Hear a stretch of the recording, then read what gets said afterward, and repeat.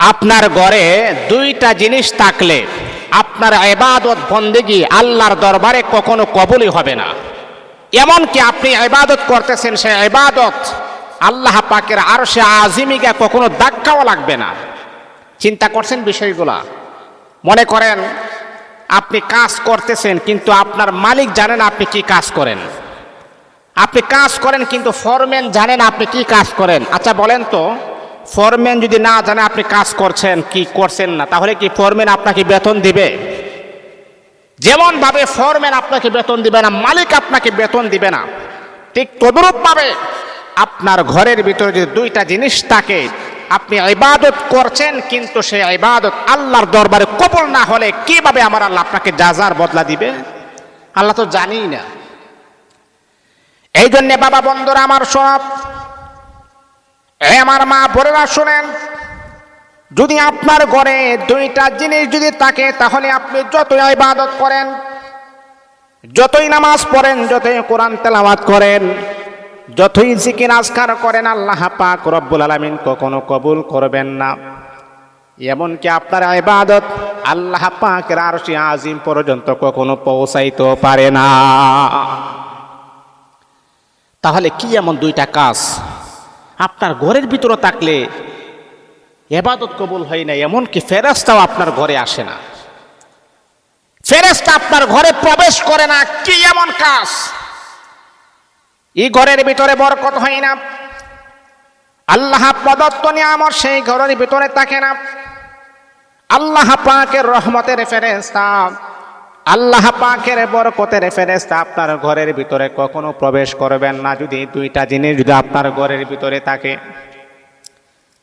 বুখারী শরীফের 5525 নম্বর হাদিস হযরত আবু তালহা রাদিয়াল্লাহু তাআলা আনহু বলেন, দুইটা জিনিস যদি আপনি ঘরের ভিতর রাখেন, দুইটা জিনিস রাখার কারণে আপনি যতই ইবাদত করেন, যতই নামাজ পড়েন, কোরআন তেলাওয়াত করেন, আল্লাহ পাকের আদালতে কখনো গিয়া ধাক্কা লাগবে না। তাহলে কি এমন দুইটা জিনিস, কি এমন দুইটা জিনিস যেটা রাখলে এই ঘরে কোরআন তেলাওয়াত করলেও আল্লাহর দরবারে পৌঁছবে না, এই ঘরে নামাজ পড়লেও আল্লাহর দরবারে পৌঁছবে না, এই ঘরে তাসবিহ তাহলিল পড়লেও আল্লাহ পাকের আদালত থেকে ধাক্কা লাগবে না? তাহলে কি এমন দুইটা জিনিস ঘরের ভিতরে? বুখারীর হাদিসের ভিতরে আসছে, হযরত আবু তালহা বলতেছেন, এক নাম্বার হলো যেই ঘরের ভিতরে কুকুরের ছবি থাকে অথবা কুকুর পালন করা হয়, যেই ঘরের ভিতরে কুকুর পালন করা হয়। এই যে আপনি দেখবেন পশ্চিমারা যারা আছে, ইউরোপে যারা আছে পশ্চিমারা, তারা দেখবেন কুকুর কিনে তারা ঘুমায়, কুকুর কিনে তারা থাকে। মানুষের চাইতে কুকুরের সম্মান তাদের বেশি, তাদের কাছে বেশি। পশ্চিমা যারা আছে তারা হচ্ছে আমার আদর্শ না, আমার আদর্শ হচ্ছে মুহাম্মদ সাল্লাল্লাহু আলাইহি ওয়াসাল্লাম। আপনি কুকুর লালন পালন করেন, কোনো সমস্যা নাই, কোনো বাধা নাই, কিন্তু হ্যাঁ, যেই ঘরের ভিতর আপনি কোরআন তেলাওয়াত করেন, যেই ঘরের ভিতর আপনি জিকির আজকার করেন, যেই ঘরের ভিতর আপনি নামাজ পড়েন, যেই ঘরে আপনি খাবার খান, যেই ঘরে আপনি ঘুমান, ওই ঘরে যদি আপনি কুকুর রাখেন, তাহলে আপনি ইবাদত করলেও সেই ইবাদত আল্লাহর দরবারে কবুল হবে না, আপনার ঘরে রহমতের ফেরেশতা প্রবেশ করবে না। আপনার যদি এতটাই শখ লাগে যে আমি কুকুর পালবো, তাহলে অন্য একটা ঘর বানান যেখানে কুকুরকে লালন পালন করা যায়, সেই ঘরে আপনি রাখেন। হযরতে মাইমুনা রাদিয়াল্লাহু তাআলা আনহা আল্লাহর নবীর স্ত্রী, হযরত মাইমুনা দেখলেন আল্লাহর হাবিবের চেহারাটা কালো হয়ে যাচ্ছে, নবী একটা পেরেশানির ভিতরে আছে, নবী একটা টেনশনের ভিতরে আছে। হযরত মাইমুনা আল্লাহর হাবিবকে বললেন, হো আমার প্রাণের স্বামী মুহাম্মদ, আপনাকে দেখা যায় ভারাক্রান্ত অবস্থায়, আপনার মনটা বড় ভারাক্রান্ত অবস্থায়।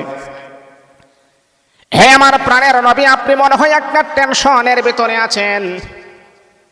নবী বললেন, হ্যাঁ মাইমুনা, হ্যাঁ আমি টেনশনের ভিতরে আছি। হুজুর কেন আপনি টেনশন করেন, কিসের কারণে, কে আপনাকে ব্যথা দিয়েছে? হুজুর আমি কি আপনাকে কোনো কষ্ট প্রয়োগ করলাম নাকি? না না। আল্লাহ নবী তখন মাইমুনাকে বললেন, মাইমুনা, আমার ঘরে জিবরিল আমিন ফেরেশতা আসার কথা, আজকে 3 দিন হয়ে গেল জিবরিল আমিন ফেরেশতা আসে না, কি কারণে আসে না আমি বুঝতে পারলাম না। হে মাইমুনা, গোটা ঘরটাকে তুমি চেক দাও, ঘরের ভিতরে কি কোনো কিছু আছে নাকি যার কারণে জিবরিল আমিন ফেরেশতা আসতেছে না? তখন মাইমুনা ঘরটাকে তল্লাশি করতে করতে এক পর্যায়ে বলতেছি, ইয়া রাসূলুল্লাহ, যে খাটের মাঝে আপনি ঘুমাচ্ছেন সেই খাটের নিচে একটা কুকুর দেখা যায়, কুকুরের ছানা দেখা যায়। তাই হ্যাঁ, কুকুরের ছানা দেখা যায়, তাড়াতাড়ি বের করো। বের করা হয়েছে। তারপর নবীজি বিসমিল্লাহ বলে গোটা ঘরে পানি ছিটকে দিয়েছেন। কিছুক্ষণ পরেই দেখা যায় জিবরাইল আমিন ফেরেশতা হাজির হয়ে গেছে। নবীজি জিবরাইলকে বললেন, জিবরাইল, 3 দিন হয়ে গেল তুমি আমার কাছে আগমন করো না কেন?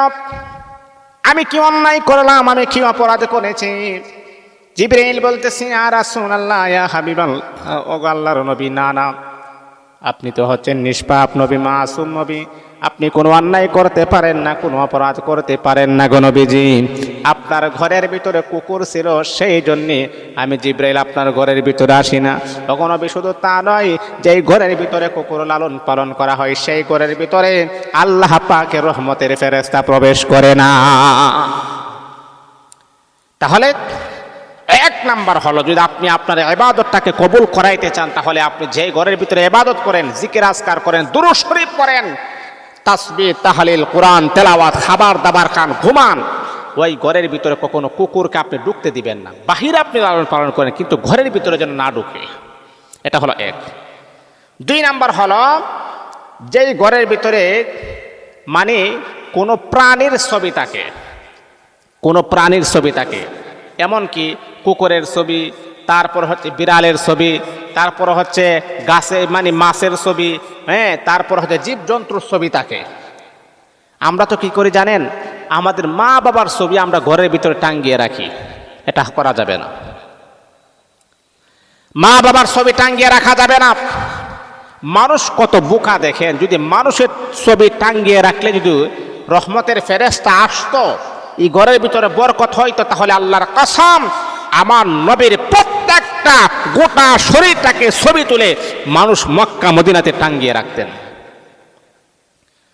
জিবরাইল আমিন ফেরেশতা বলে, ইয়া রাসূলুল্লাহ, যেই ঘরের ভিতরে কুকুরের ছবি থাকবে, যেই ঘরের ভিতরে প্রাণীর ছবি থাকবে, সেই ঘরের ভিতরে ফেরেশতা প্রবেশ করে না।